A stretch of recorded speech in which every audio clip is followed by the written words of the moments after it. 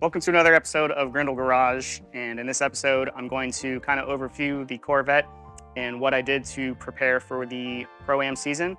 We are coming up on round 2, and there were a couple of things that I needed to do to fine-tune the car and get it ready. We had a little mishap on round 1 where the rear output shaft of the transmission actually snapped off inside of the diff in our top 8 battle against Matt Schulman. So if you didn't see that, you can watch it, click the link here, and it'll bring you to that video where it all went down. So I'm gonna go over basically the whole drivetrain of the car today and tell you what I've done to prepare the car for the new season to have an advantage over last season so the car's more gripped up and more competitive. So last season we were running FDF. This season we've switched to WiseFab front and rear, and I'm gonna show you guys some of the differences between those things. I do have some parts that are from FDF, mainly being the hydro inside the car and the big brake kit you see here. If you have seen other Corvettes, they have these tiny Drift HQ and Willwood brake calibers that they don't really fit the calibers perfectly, and it's not a whole lot of stopping power for how big of a car, how much power it can put down in a Vette. So what FDF did was basically have you cut down the knuckle here and put this whole different mounting system on for the tow arm. And any tow arm can mount on there, whether it's FDF or WiseFab. So I've kept the big brake kit on there. Had these, they are basically 4-pot brakes instead of 2. And they relocate them and they use Z51 or Z06 rotors. So you get a much greater surface on your brake pads. So that's really nice to be able to keep that and switch to WiseFab, much better design for the rear. FDF does not have a full rear end like this because the full advantage here is going to be the tow arm. So the tow arm here has 2 different slots that we can switch to, and it gives you dynamic tow. So when you are compressing the rear of the car, and with these new BC coilovers, it gives us much more travel. So when the rear end of the car compresses, it actually tows in the rear. And FDF has that with these different washers here, but it's very minimal. It's not a whole lot. WiseFab gives us the option here, and now we're keeping the FDF option there as well. So we can fine tune that to give us a whole bunch of grip. So that's what we're working with in the rear end. We're gonna be putting on the BC coilovers today. The new ones are the ER series, and they are fully adjustable. Helper springs in the front, full adjustable reservoirs here. So we've got basically fine tune adjustment and big adjustment. And we're gonna be able, it's gonna take a while to get dialed in, but it's gonna give us so much more control over the car. We just got the transmission and the differential rebuilt. We put 3.9 gears in the differential this time. We were previously last season on 4.1 gears, and it was a little too much. I was in 3rd everywhere. And it was just kind of annoying. I was in between gears on a lot of tracks. So we had the diff rebuilt with 3.9 gears, made it a little bit longer. Factory is 3.43, which is way too short of gearing. 3rd is basically just bogging unless you have like 700 horsepower. So far, the car feels really good. I've only street driven it on these gears because we just got it back. But we have a reinforced output shaft on the transmission. And we have done a new spool kit in the differential. And the gears have been rebuilt in the transmission as well. So that's nice. Everything's nice and fresh. And then we have a diff brace, which I didn't run last season. The diff brace is really only something that you have to do on 05 Corvettes, but it is nice to have on any platform. It's just reassurance, makes everything a little more solid. And then the other change we did was in the torque tube. The torque tube on these things is usually just full metal aluminum inside of the steel. And what we did was we switched to a carbon fiber shaft. So it's gonna be lighter and allow that torque to spin quicker off the line. So that will give us a little bit quicker advantage on torque.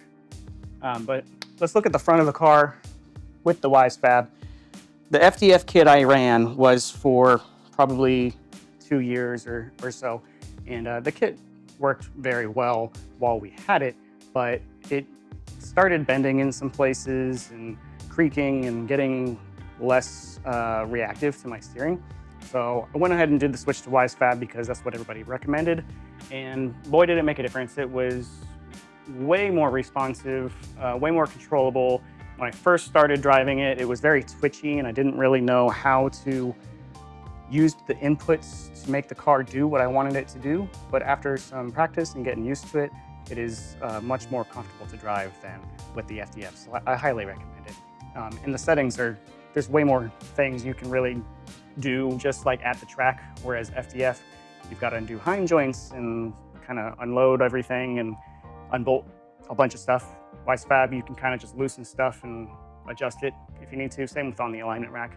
It's a lot easier that way. I also had the power steering rebuilt and did a couple of things to the motor that we won't really go over because it's very minimal.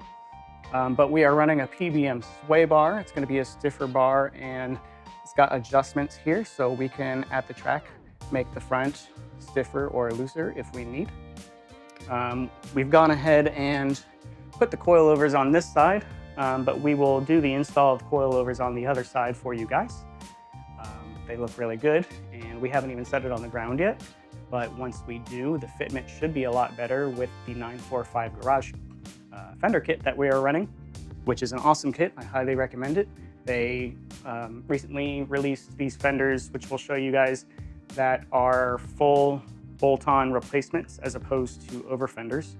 And the bolt-on replacements literally just go in the factory locations. They look like one piece. Looks like the car came from factory as a wide body. It looks really good. Not that I didn't like the over fenders, but they were probably 3 times heavier and required a lot more work to get it to fit on the OEM fender. So it has saved hours of work to just buy these and refresh it that way. So yeah, let's get to installing the coilovers, and then we actually have a livery design that we are going to be installing later in the video. So make sure you watch the whole thing and we will show you guys what the final design looks like and get it installed on the car.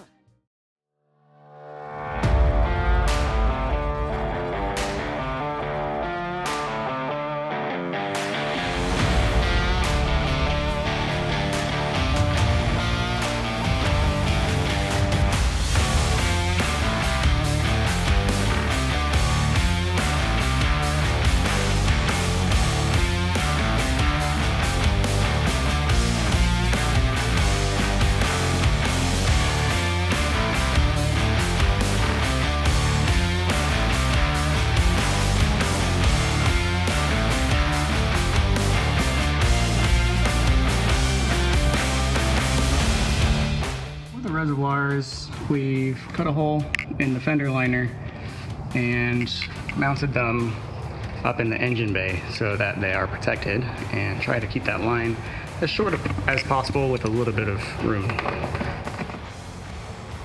And then in the rears, we're going to go up through here, and that's going to go up to the trunk, and there's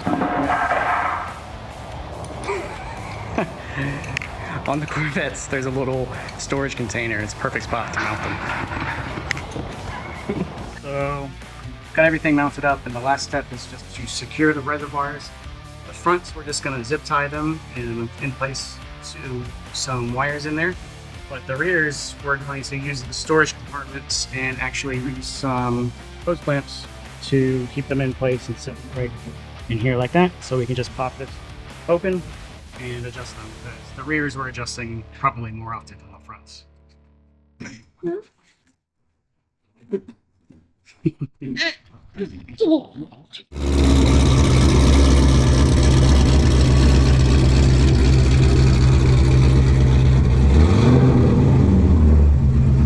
So the car is sitting pretty much how I want it now. The front is a lot lower, and now we have helper springs, so it'll actually let me, sit nice and low at a standstill, and then lift the front end of the car up and shift some weight to the rear when I'm actually hitting the throttle.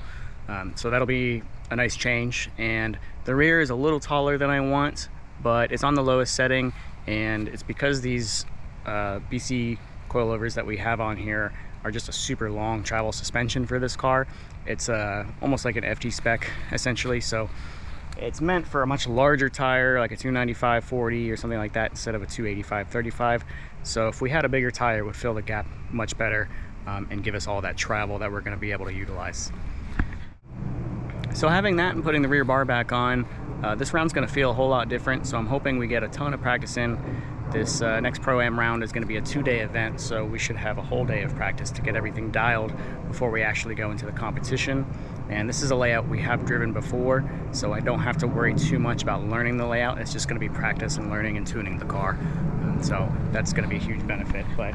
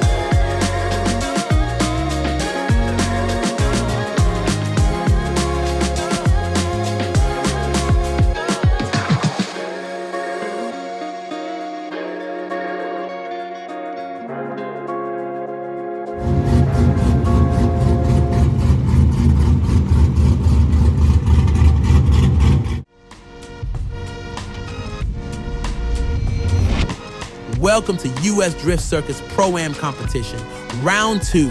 This layout gets pretty technical. Starting with a high-speed entry into a big sweeper, the entire layout is comprised of outer zones and touch and goes, with a decreasing radius between outer zone 2 and 3. Downshifting gets tricky. Every car has its gearing set up a little differently and will have a different approach through here to set up for the final zone. Taking a shallow line anywhere on this layout will end up costing you points, or even worse, putting you completely off track around the next corner. However, overshooting any of the outer zones will cost you as well. The surface just outside of each zone gets slick with chunks of tires. Dropping 2 tires off track will result in a 0 for your run and will make you lose your grip and momentum.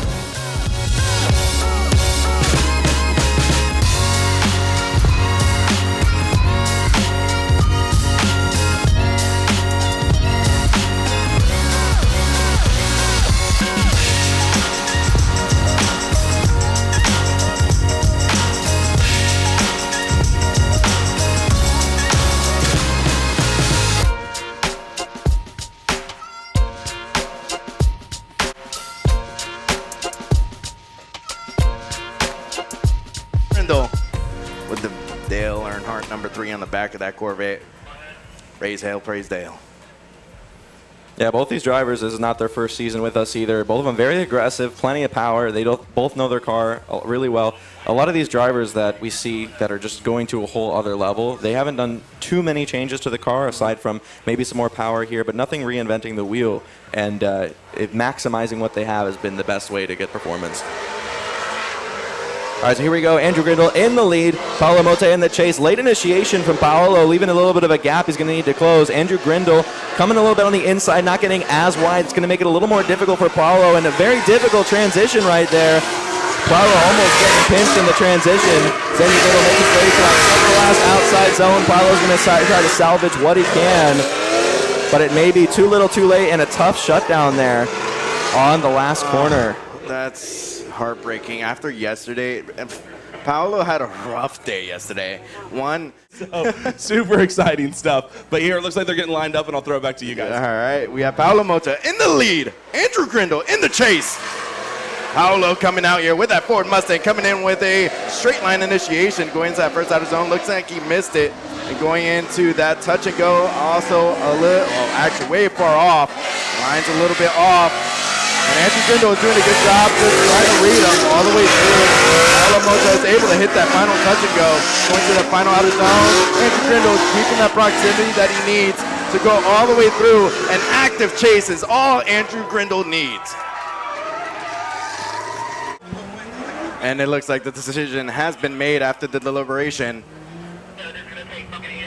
Andrew Grindle gets the win and moves on. Andrew Grindle is in the C6 Corvette. I'm trying to make the call that Andrew Grindle takes a win. And they were going to have that track staff right there point at Andrew Grindle, getting excited. Paolo has been having a rough week. Dustin, Absolutely. take it away, man. I appreciate it. Andrew Grindle out here, was just getting to party with him the other weekend. He is an absolute animal. Just getting this livery put on himself. Got some new sponsors. Looks like regular traffic over here, though. Corvette trying to get past a golf cart. That's pretty Florida, right? That's pretty normal here in Florida. Let's go ahead and get him over here in the tent, steal some shade. What is up, man? Big smiles from you. Yeah, we're finally getting the car dialed. So yesterday was a little rough. These VCs are just so gripped up. We had to turn the pressure up for the tires. So we're actually trying to take all the grip out of the car mechanically so we can drop that tire pressure to the ideal range. So we're finally figuring it out. Hey, well, dialing it in, that's what the name of the game is. It looks like you're getting as much seat time as possible. Loving the new digs and everything, and love the little celebration out there. You knew you took that one home. Congratulations on getting the top 16. We're going to see you on the next one.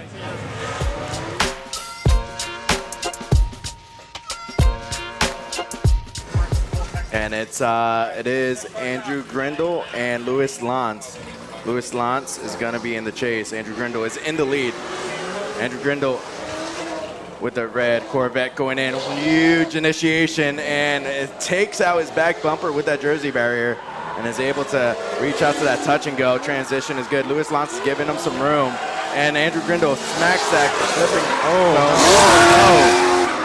A huge correction and possibly the biggest mistake he could do on this lap, going to that final outer zone. And that bumper is holding on for dear life. There's some big problems there, and of course the barrier taking another victim. Pretty unfortunate to see that that barrier's cost some money today.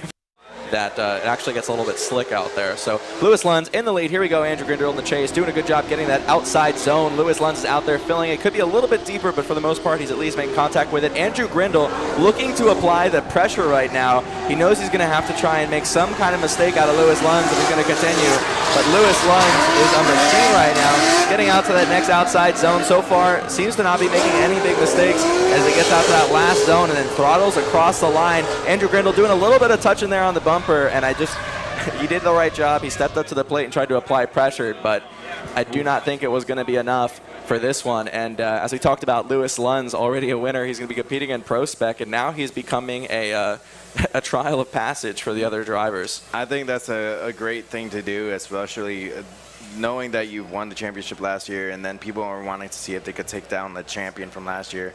And Louis Lund does a great job filling out that final outer zone, and even on the first throughout the whole track, he was able to know where to position his car. Andrew Grindle knows Louis Lance can do that, so he could kind of trust himself to get even closer. That's what you see there on that second touch and go. And then the transition here with Andrew Grindle being as aggressive as possible to get there. And it does look like they have come to a decision. Louis Lance gets the win and moves on. Beautiful performance from both. Okay, so not exactly the finish we wanted to see. Kind of knocked myself out in top 16 against Louis Lance, as you saw. Did the same thing last year against Christian Catrone, where I just went too far off in the first outer zone, and once you get out there, it's very slippery. So a little bit of damage to the Corvette here with the rear bumper, but nothing that we haven't done before. It's pretty easily fixable, and we're still in top 10 for points. So we're going to get ready for the next round by doing some practice days at Orlando Speed World, which is our home track. We're going to hit the oval actually this weekend, test the layout with the new car and try and get it dialed in before it comes time to actually start competing. So we're going to try and get a little bit of a competitive edge that way. But thank you guys for watching. We had a blast, a usual 2-day event. It was very hot out, so everybody was very spent at the end of the weekend, but it was a good time. US Drift Circuit actually did a really good job running this one. It was nice and quick.